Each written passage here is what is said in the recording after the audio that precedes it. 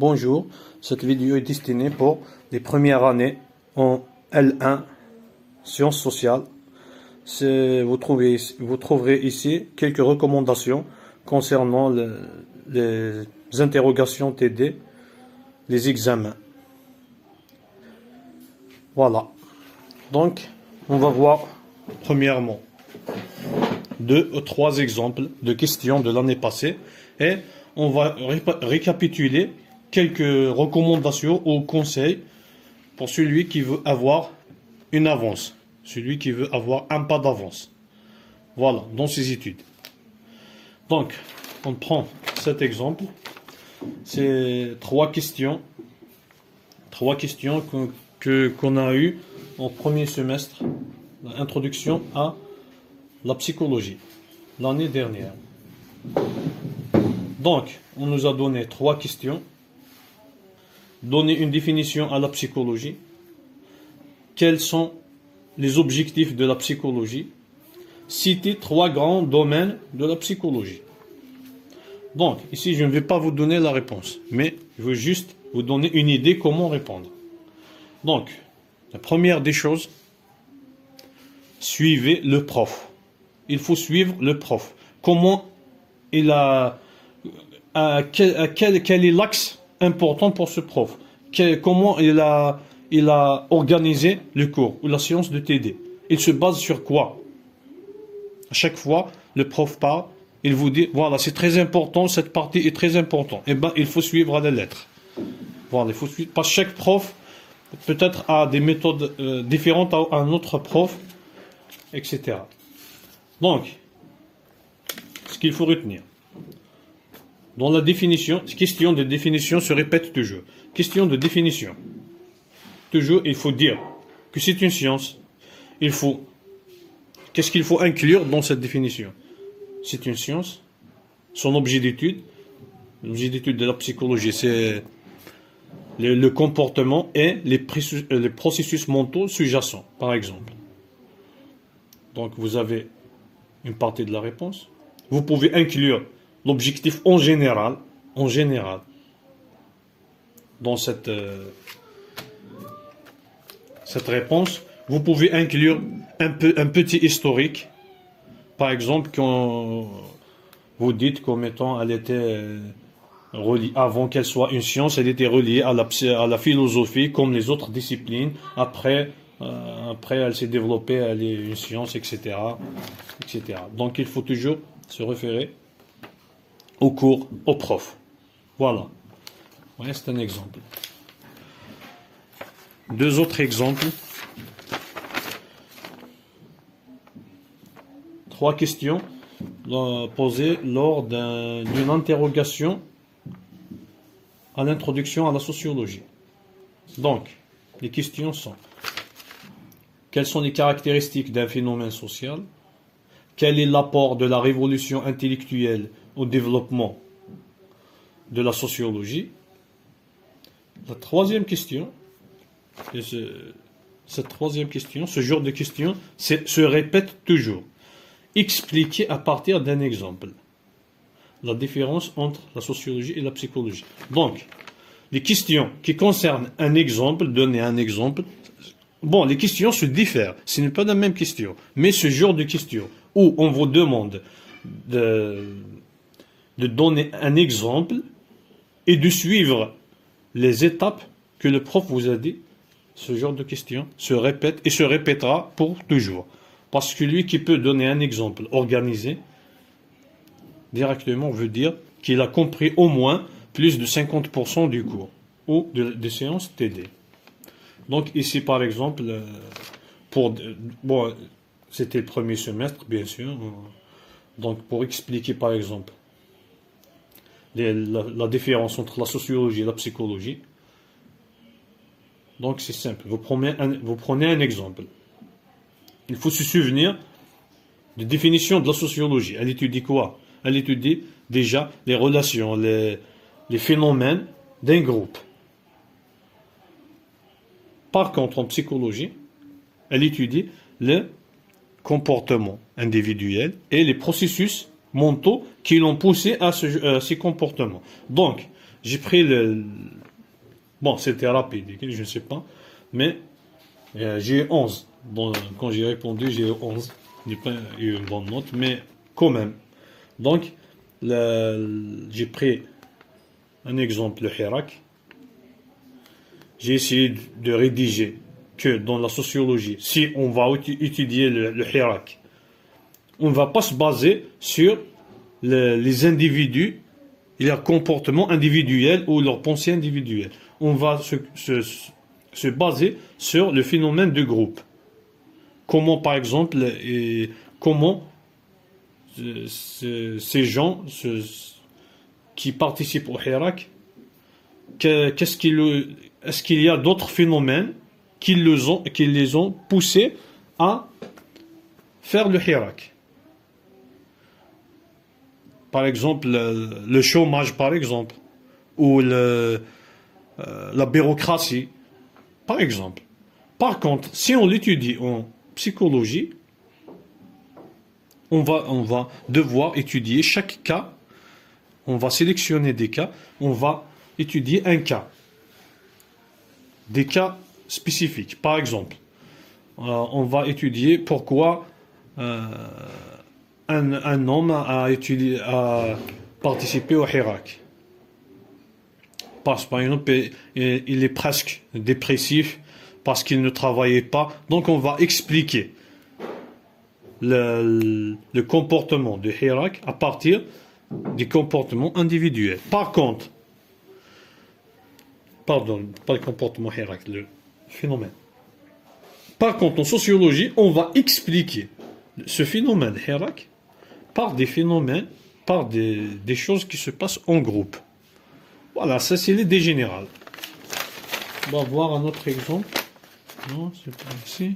Notre exemple, l'examen et les méthodes. Non, je ne me souviens pas où je l'ai mis. C'est ça. L'examen école et méthode. Au premier semestre, on a principalement, en école et méthode, on a principalement étudié c'est une introduction, déjà. Les modes de raisonnement, par exemple, les formes de raisonnement logique, la méthode oérique, avant d'étudier la méthode scientifique, la méthode de recherche scientifique. Donc, qu'est-ce qu'on nous a demandé à l'examen?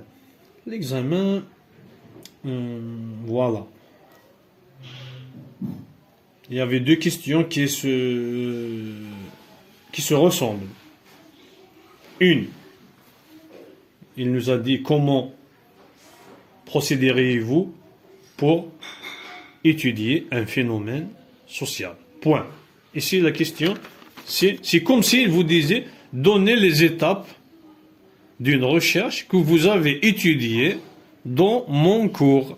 Voilà, c'est ça la question. Donc, on a rédigé quelque chose de bref sur cette méthode oérique. Observation, hypothèse, expérience, résultat, interprétation, conclusion. Voilà. Une deuxième question. Donner deux formes de raisonnement logique qui est attribuée à toute démarche scientifique. Bien sûr, expliquer et donner un exemple. Même s'il ne vous demande pas de donner un exemple, donc cette petite définition, vous pouvez donner un exemple. Ça aide. Donc, j'ai choisi l'induction et la déduction. Voilà, parce que c'est facile. Donc, l'une part du général au particulier pour expliquer le particulier, l'autre part du particulier pour généraliser. Voilà, une autre question qui se ressemble à la première question. Avant, il nous a donné d'expliquer le principe de causalité. Le principe de causalité, c'est bon. Vous l'expliquez, vous donnez un exemple. C'est la relation cause-conséquence. Point. C'est bon. Ou c'est la relation entre deux variables dépendantes et variables indépendantes. Voilà. Donc, il donnait un petit exemple, toujours. Une dernière question. Voilà. Il a demandé de donner un exemple d'un phénomène et de dire brièvement, d'essayer d'imaginer que vous avez étudié et comment vous allez faire. Donc c'est la même chose que la première question. Donc, vous choisissez un exemple et vous suivez brièvement les étapes que vous avez étudiées au cours. Nous, on a étudié l'année dernière au ERIC cette méthode, mais ça dépend. Il faut toujours se référer à votre cours et à votre enseignant. Voilà, normalement c'est ça. Donc, on va récapituler.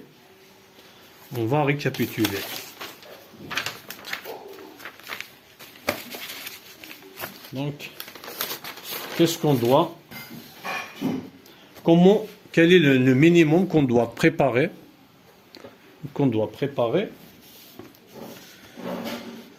Et quelles sont les méthodes que j'utilise personnellement? Donc, vous êtes en première année. Donc, la première des choses comment j'ai fait, bien sûr. Donc, les définitions.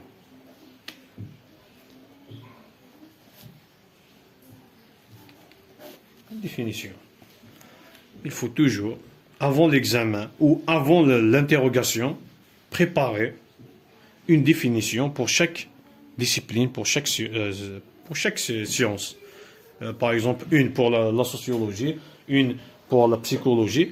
Donc, si vous pouvez, c'est mieux de rédiger cette définition vous-même.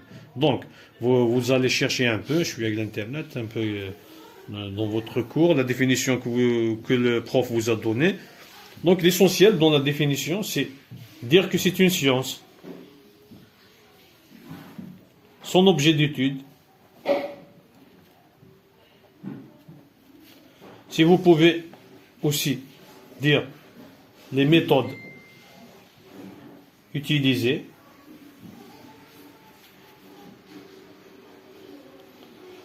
un petit historique,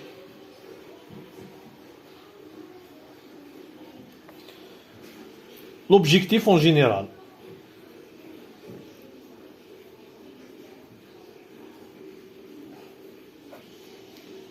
Bien sûr, il faut toujours, la première chose, se référer au prof.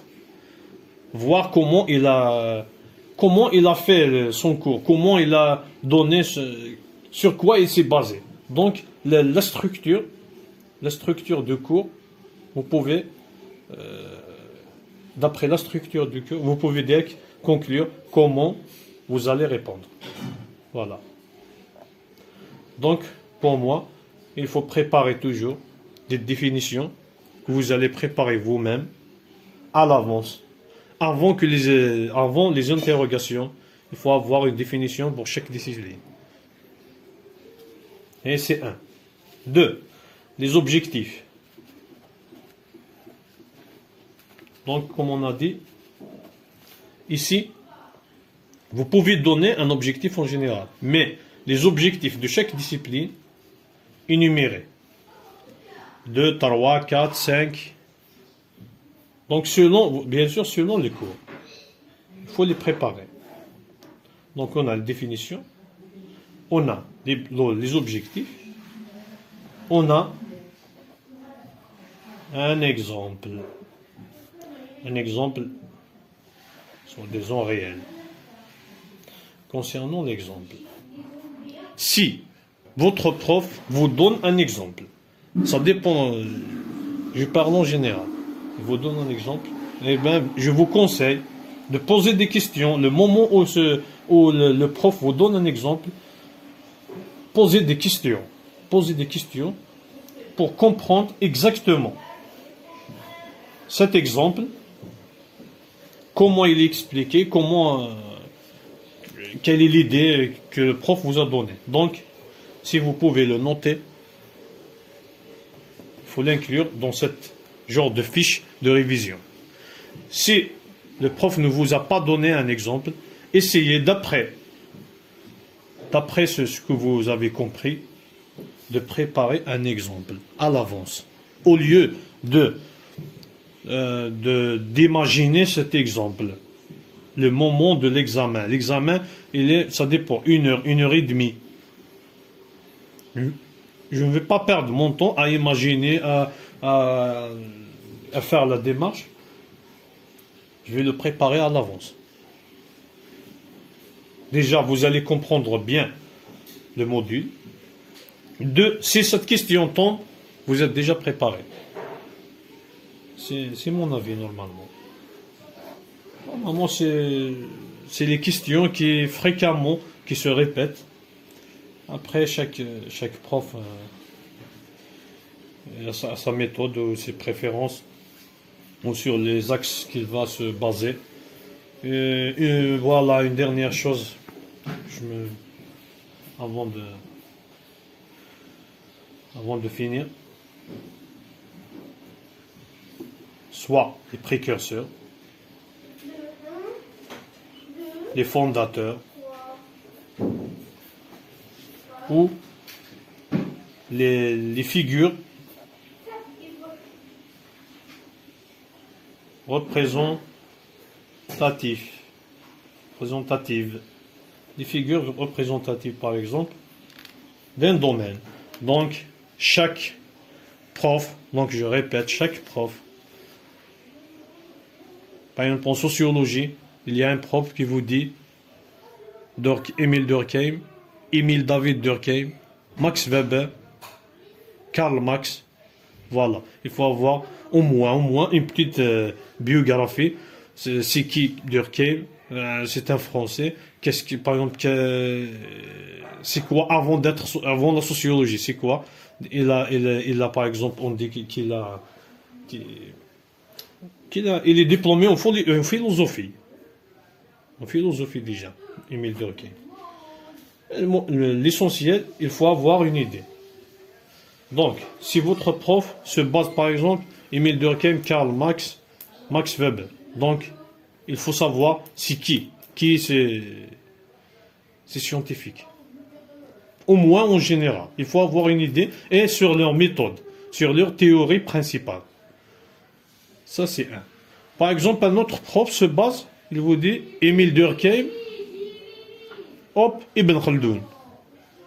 Voilà. Ben, je vais préparer Ibn Khaldoun. À part ce qu'il y a dans les cours. C'est qui? Dans quelle époque il a vécu? Quelle est sa contribution à la sociologie, par exemple? Et quelle est la théorie principale ou l'ouvrage principal grâce auquel il est connu? Par exemple, Durkheim, holisme. Max Weber, individualisme méthodologique. Karl Marx, la lutte des classes. La lutte des classes. Classe ouvrière et la classe bourgeoise. Ibn Khaldoun, l'asabiyya. C'est ça. Il faut avoir l'idée principale. Il est obligatoire d'avoir l'idée principale. Normalement, c'est tout. Donc, j'ai pris beaucoup de temps, comme toujours. Mais l'essentiel, c'est ce que je peux, c'est l'idée que je peux donner. Donc, préparer ce genre de choses. Il faut les préparer à l'avance. Préparer bien et vous n'allez pas avoir le stress négatif lors d'une interrogation ou lors d'un examen. Et je suis sûr qu'il y a au moins un module où va tomber ce genre de questions va sûrement au moins un module. Au moins un module. Va y avoir ce genre de questions. Donc pourquoi ne pas préparer juste une feuille pour un module? C'est le minimum. C'est le minimum. Donc normalement c'est tout. Donc on a des définitions, des objectifs, un exemple réel. Voilà. Et les précurseurs ou les fondateurs ou les figures représentatives de ce domaine. Donc, je vous dis, j'essaie de me rappeler quelque chose, je ne sais pas, avant de avant de finir cette séance, cette vidéo. Voilà, et une autre chose, voilà, à part ce que vous allez préparer. Donc je répète toujours qu'il faut toujours se baser sur le prof, sa méthode, comment il a structuré le cours ou la séance TD. Donc c'est pour ça quand un prof vous dit voilà, l'évaluation serait sur la participation. Participez au moins une fois chaque séance. Une fois chaque séance. Au moins, ça va vous aider. Déjà, si vous avez une idée fausse, le prof va la corriger. Si vous avez une idée qui est juste, vous allez avoir au moins un point ou un demi-point de plus. C'est comme ça que ça se passe. S'il vous donne de préparer quelque chose, préparez-le à l'avance. Ne restez pas à la dernière minute et Google et vous prenez le portable. Déjà, c'est un manque de respect pour le prof. Normalement, c'est ça. Bon, à l'instant, c'est tout ce qui me vient à l'esprit. Donc, j'ai fait cette vidéo parce que je ne crois pas que je vais avoir du temps, parce que j'ai aussi des exposés à préparer, etc. Et je ne sais pas. Donc, je vais poster cette vidéo aujourd'hui direct. Et s'il y a quelqu'un qui a besoin des idées en général ou de quelque chose, ben, il peut me laisser un message. Sinon, je vous souhaite une bonne chance et c'est tout.